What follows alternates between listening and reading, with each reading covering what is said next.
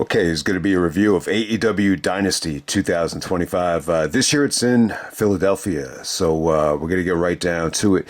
We got Will Ospreay taking on Kevin Knight for the Owen Hart tournament to actually open up the show. The Owen Hart Championship is going to be crowned at Double or Nothing this year, which falls in May. So I think that makes a little bit more sense for the Owen. All right, so I was actually cool with Ospreay and Kevin Knight going first. I've stated before, you don't want to have anything follow Ospreay, but in this situation, I think it's a tournament match, and I think a lot of people are somewhat unfamiliar with Kevin Knight. I've only seen him a couple times. The only time I think I saw him was at Wrestle Kingdom. I think Wrestle Kingdom, and maybe I'm going to say maybe one of the spring break shows over the last couple of years. He's a phenomenal athlete. He's got great core strength. He's in great shape. It was a good matchup. It was definitely a hell of a matchup. This came off like Ospreay was familiar with Kevin Knight. I mean, they just did like a lot of dangerous stuff. I got to say, some of Kevin Knight's counters to some of the Styles clashes, was awesome. There was a sequence on the outside where Kevin Knight countered Styles clash into the DDT, and it just came off great. But there was even like a really cool high spot before that. The Oz cutter into the backslide from Kevin Knight, came off great. But other than that, I would definitely say a lot of the fans wanted Kevin Knight to win this thing because it was pretty predictable that Ospreay was going to win this thing. I think a lot of people are just assuming he's going to main event All In, especially after you see the results tonight. I was hoping they would get a little bit more creative and, maybe postpone the Ospreay victory until Forbidden Door. But I think that's the right way to go. But hey, Ospreay does win this match. He's probably going to win the tournament. But him and Kevin Knight had a awesome match right here. It didn't really overstay its welcome, but it definitely gave you what you wanted. Just two great athletes, and it wasn't just like all spots. So there was one part during the match where they were really trying to stiff the hell out of each other, and I thought that came off cool too. So even if you didn't know who Kevin Knight was, I think you would come away from this thing feeling really, really impressed. So we move on from there. Ospreay does go over with the hidden blade, but Kevin Knight actually did kick out of a lot of stuff. He kicked out of the Styles Clash. He actually kicked out of the Oz Cutter. All right, next up we have the Hurt Syndicate, Bobby Lashley and Shelton Benjamin taking on the Learning Tree of Big Bill and Brian Keith for the AEW Tag Team titles.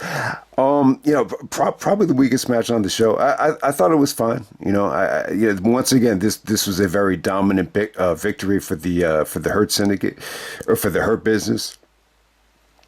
The Hurt Syndicate, actually. MVP's on commentary. I thought Shelton had some really cool moments here, especially on Big Bill.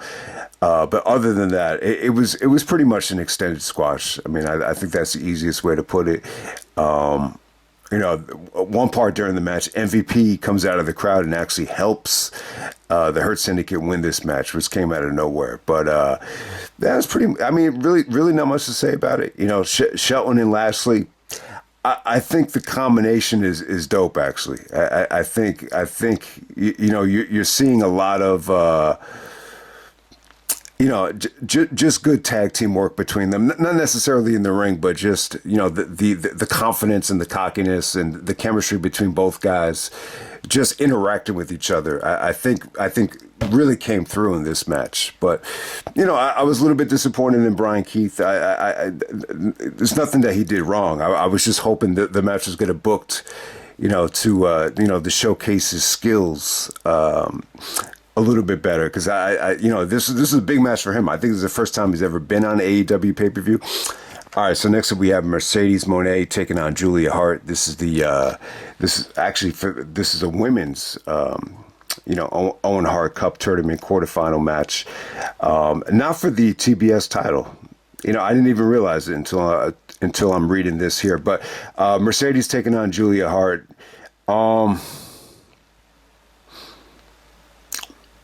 This does not feel right. Are they wrong about this? I could have sworn this was for the TBS title.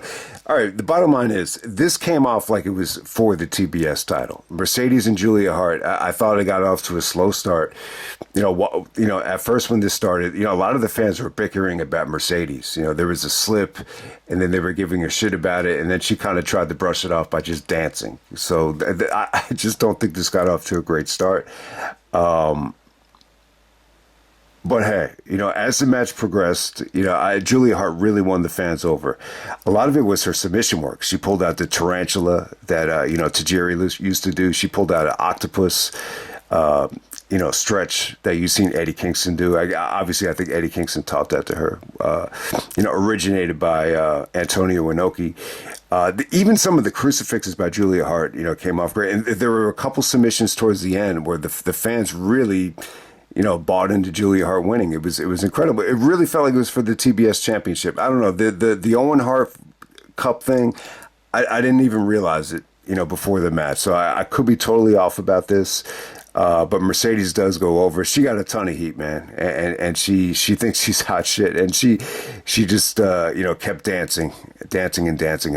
So that's how it pretty much ended right there. But we're gonna move on to the next match. This is a trios match for the AEW trios titles. We got the Death Riders, Claudio, Pac, and Wheeler Yuta in his hometown of Philadelphia. I didn't even realize he went to Villanova, the home of Jalen Brunson and Jay Wright. Taking on rated FTR of Adam Copeland and the FTR, Cash and Dax. The story of this match is the aftermath. So FTR actually does turn on Adam Copeland after the match is over. The actual match, I gotta say, it was a lot of fun. Wouldn't quite say it was great. I think some of the storyline aspects with, I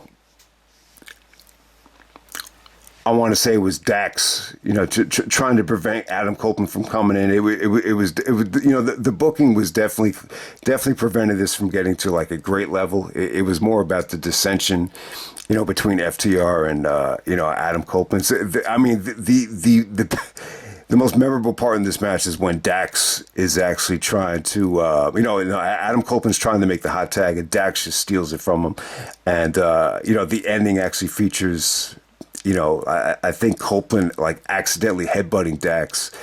So, it was a fun match, though. Fun stuff. I thought Claudio and Pac actually won the fans over here, believe it or not. And Yuta got a lot of heat. They're in his hometown, but still, they booed the crap out of him. And Yuta actually does get the finish with the Busaiku knee.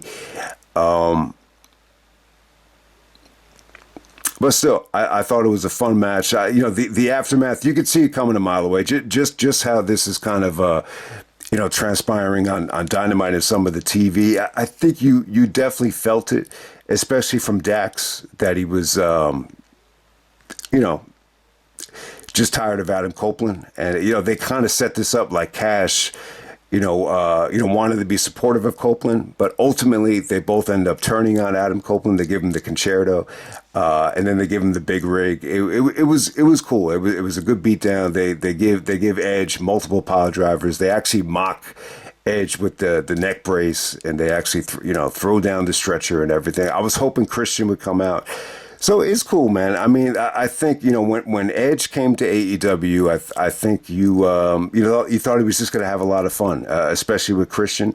Yeah, you really haven't gotten to see any, Edge and Christian, working together and having fun together. So hopefully this opens the door up for that. I think FTR turning heel is the way to go. I just think they were stale as hell, for the last couple of years, especially Dax. It just felt like a lot of his promos consisted of him saying, I love this business and I love my daughter, which MJF, used to make fun of him about some of that stuff. But, it's a fun trios match. I thought it was really solid. And, I mean, you could definitely see this turn coming, miles away. It was pretty easy to predict, but, it was well executed, though. It wasn't as shocking as the Moxley on Danielson turn from All Out. But hey, we're going to move on to the next match. For the AEW Women's Championship, we got Timeless Toni Storm taking out Megan Bayne. Good match right here, man. Awesome stuff. A great performance from Megan Bayne. It was, it was a little bit weird at first. Toni Storm was actually, they had like a Rocky montage because she was, in Philadelphia. So they have like a training montage with Toni, waking up and just training. So she comes out with the black and gold Rocky 2 ring attire. And so does Luther. Luther's basically playing the Mickey role. So it was pretty overbooked at first with the interference with Penelope out there. So yeah, I mean it was a pretty heated environment, lots of drama. I got to say though, the match got awesome after Luther actually gives Penelope like a piggyback ride to the back, so you get all the managers out of there. But when it comes down to Toni and Megan Bayne, it was great stuff. I think Megan Bayne looked good, man. She looked dominant. She looked like an Amazon, and yeah, I thought she looked really good. There were some incredible spots too. That it looked like a German suplex from Toni Storm, but when you look at it, they were worried that she landed on her head, but she actually rotated. So it was almost like an avalanche German where she rotated, and she was fine. At first, I thought she was bleeding because of all the makeup, but it was just makeup. So, but yeah, Toni Storm had some tremendous, ass shots. And then you saw like Megan do like a lot of, just no selling, no selling the ass shot, no selling the Toni Storm pile driver.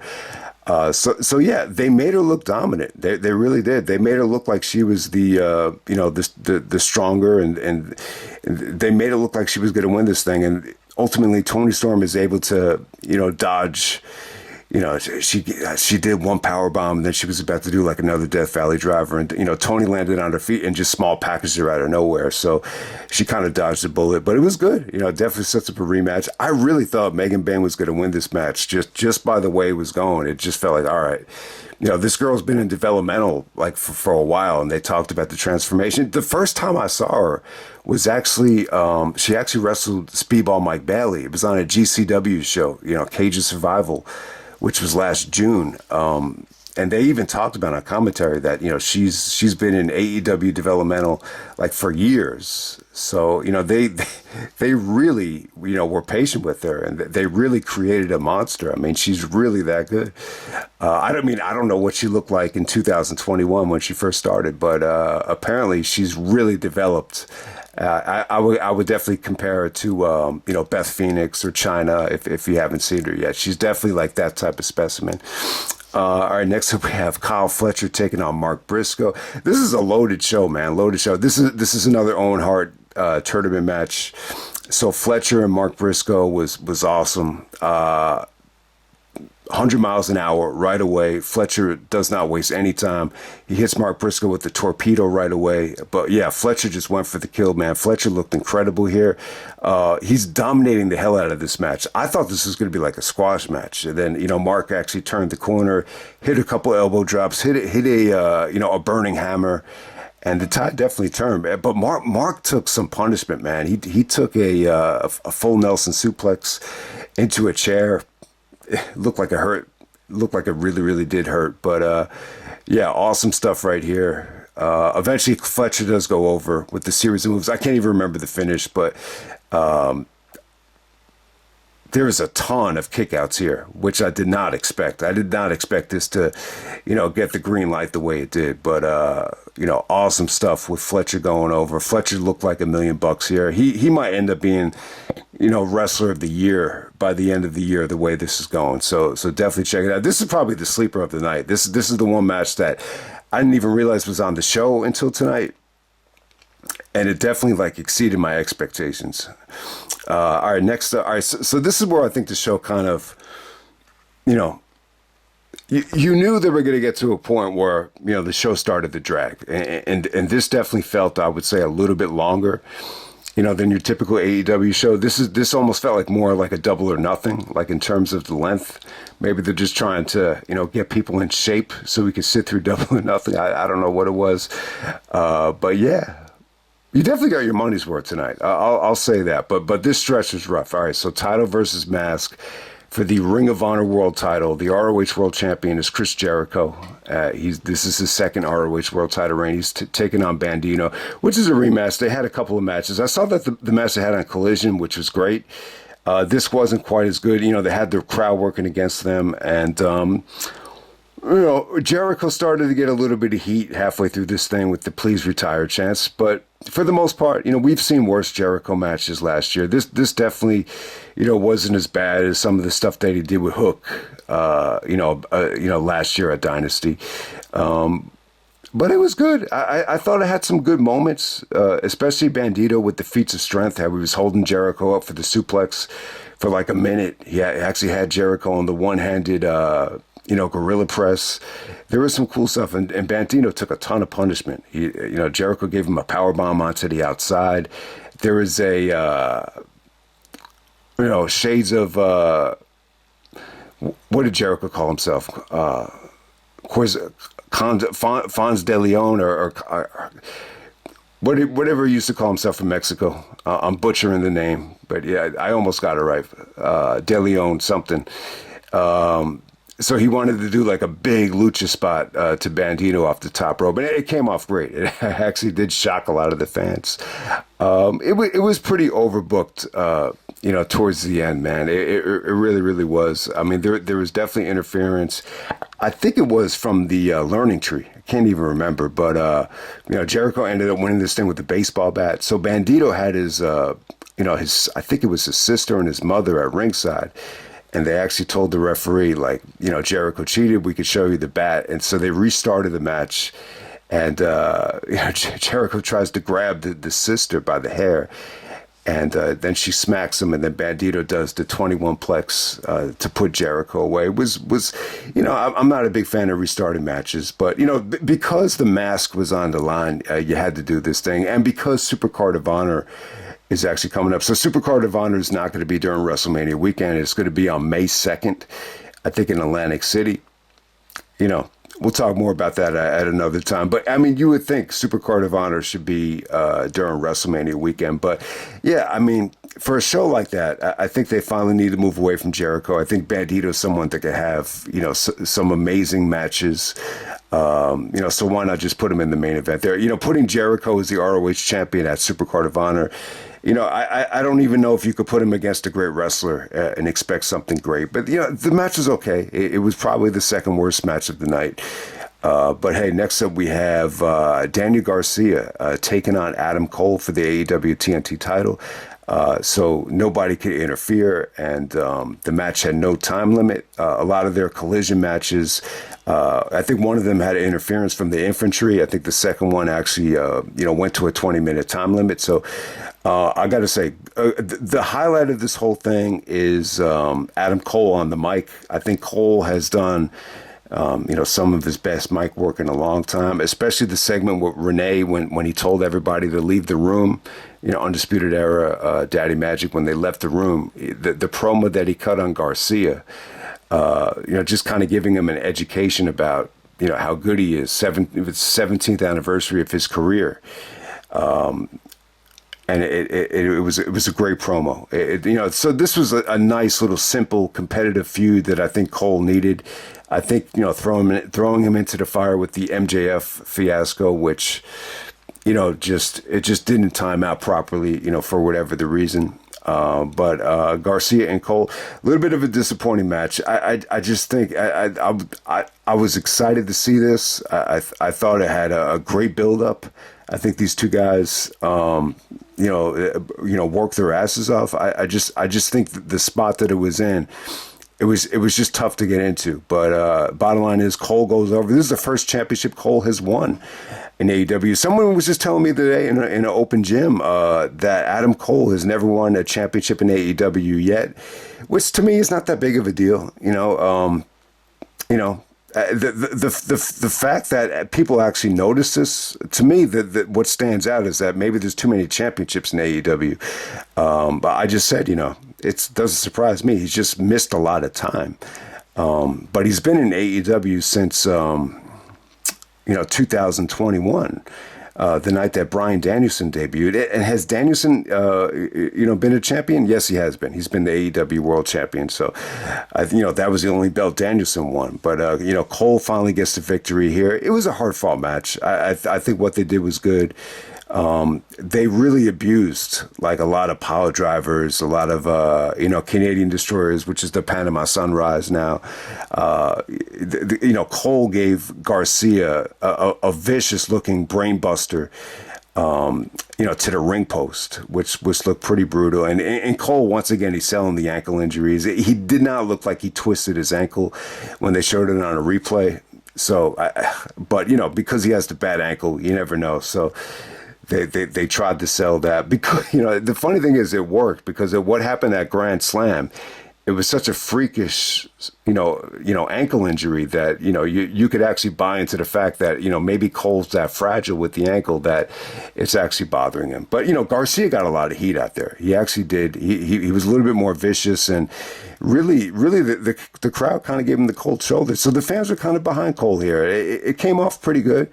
There was one beautiful, backslide from Cole in this match, which actually got a standing ovation. So the fans were respectful, but you could just feel it within the air that they're just reaching a point in the show where this should have probably gone earlier, more so than any other match on the show.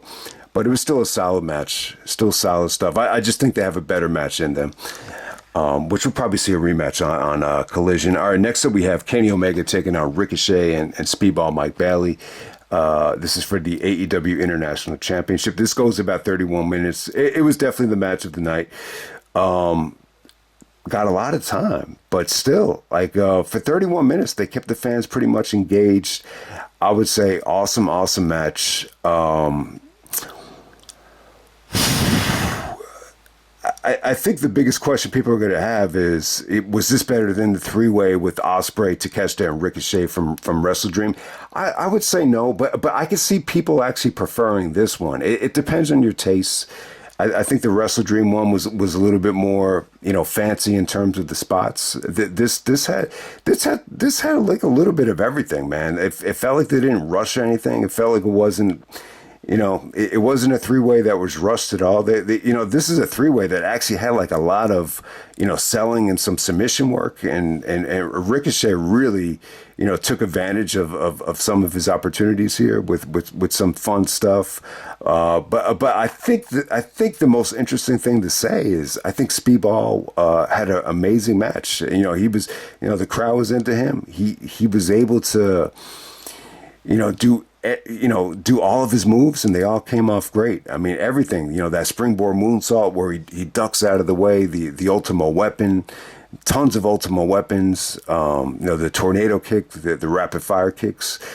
There's even one spot where he actually super kicked Ricochet when he was on, when he put the headset on. That got a huge Speedball chant. So, yeah, and Kenny Omega and Speedball worked really well together as well. I mean, there was some cool stuff. The highlight of the match is probably going to be the double, half Nelson suplex. What do you call it? The I would definitely say the double half Nelson suplex from Kenny Omega, if you want to call it that. You want to call it the double Dragon Rana. It was cool. I mean, we've seen guys do a double German, but you've never seen, you've never seen the half Nelson done like that before. So I thought that was pretty cool. Yeah, I mean, a lot of stuff to go over here. I mean, there was one part of the match where Mike Bailey's knees gave out, and then actually Kenny Omega's like locking on like knee bars in the middle of the match. So if like a lot of times triple threats don't do that, where you just kind of go away from the spots and just start doing grounded submissions. So it was different, man. It was different stuff. Kenny Omega actually pulled out the Kreutz Wrath. Busted that out for the first time in a long time, which actually Excalibur actually called a Link to the Past, and then he called it the Kreutz Wrath. So I wasn't sure if they changed the name or not. Link to the Past is actually a Zelda game, but hey, ending was awesome. Speedball basically gets stuck on the Tree of Woe, And Kenny Omega hits the one-winged angel to Ricochet, almost like off the top rope. I mean, it was a pretty cool finish. So, good triple threat. I think the crowd was kind of working against it a little bit for it to be like a classic. But it was definitely the match of the night. This definitely got the Kenny Omega like Wrestle Kingdom platform to steal the shows, and that's what it got there. All right, so the main event, we have Jon Moxley taking on Swerve for the AEW Championship. Okay, so sadly, Jon Moxley does go over with the help of the Young Bucks. So the end of this thing was pretty good. I mean, it was pretty well booked. You got nice little surprises. You had Hangman trying to help Swerve. And then the lights go out, and the Young Bucks do the double V trigger to Swerve. They screw Swerve. I don't know why. So they help Jon Moxley win. It's funny, during the pay-per-view, I was like, man, the Young Bucks have been gone a long time, and I really don't miss them that much. I don't know why. Feels like they've been gone since like Wrestle Dream. But Moxley and Swerve, I gotta say, it's a better main event than Moxley and Adam Copeland from Revolution. The second half of this thing, they kept it interesting. They did some crazy stuff. There was a crazy ass table bump with it looked like Swerve was going to get suplexed through the announce table. Ultimately, Swerve ends up turning it into a double stomp through the announce table, which was really, really cool. But before you got to that, though, there was definitely a negative, aura in the air. I'll definitely say that. Moxley got a ton of "fuck you, Moxley" chants, which I wouldn't necessarily was good heat. They pretty much came because the fans were bored. They were just bored with. Anytime Moxley locked on a headlock, anytime Moxley controlled like the bulk of the match in the beginning. And, once again, very similar to the Revolution main event, it just kind of sucked the air out of the building. But, a lot of the fuck you Moxley stuff was a lot louder tonight. So I'll definitely say that. But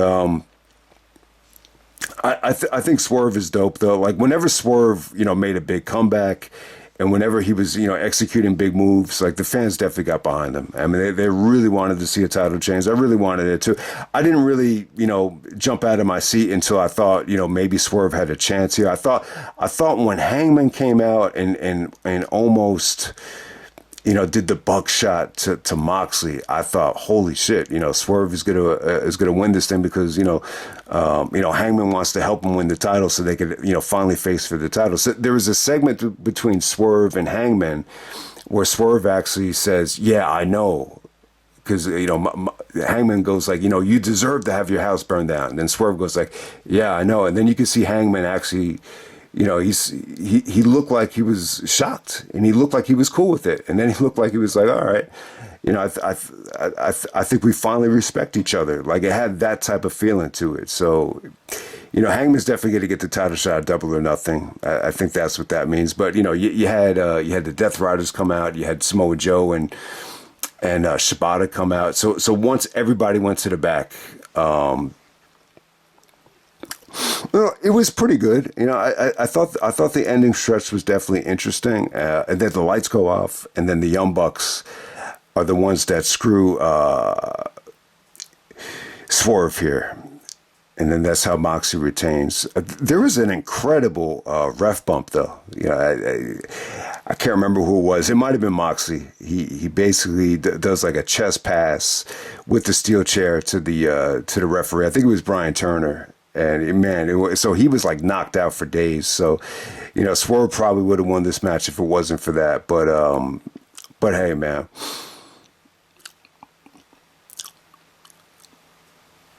Not a great main event, though. Still, I think Moxley in this spot is still having a severe difficult time. It was somewhat of a boring match, and I can't say that I just can't say that even with a great opponent like Swerve, and Swerve is definitely man, he is good as hell, man. He's interesting. Everything about him, the entrance, the promos, the move set. He is awesome. Even his comeback here, was really good. Even just some of the punches, and the beginning of the match was cool though. I want to give them credit because I thought in the beginning they were going for more of like an MMA type of thing, or even more of a blood sport, type of feel. And then it kind of turned into a brawl. So they gave you a little bit of everything, but for the most part, Moxley just controlled the match a little bit too much. And anytime he did, the fans kind of resented it, and they just chanted "fuck you, Moxley" just out of boredom. I mean, that's pretty much how it came off. So, it's definitely, it's not a bad match, but once again, for the main event, it's just one of the weaker things on the night. So I'll definitely say the triple threat was the match of the night. I would definitely say Toni Storm's match against Megan Bayne was really, really good. You got the FTR heel turn, which was a nice swerve. So FTR are heels, and so are the Young Bucks. So you had a big moment for those two teams that have so much history. I think the Julia Hart match was a lot better than expected. And then Ospreay and Kevin Knight, was another great Osprey match. It's another just 4-star Osprey match on pay-per-view. So that's the easiest way I could put it, man. But rough show to sit through though. I think the length here is going to definitely bother people more so than usual. It was a much longer show than usual. I mean, it really was. But the bottom line is, you definitely get your money's worth. It's pretty much everything is allowed to deliver. I definitely do appreciate it. So that's AEW Dynasty, and I'm out.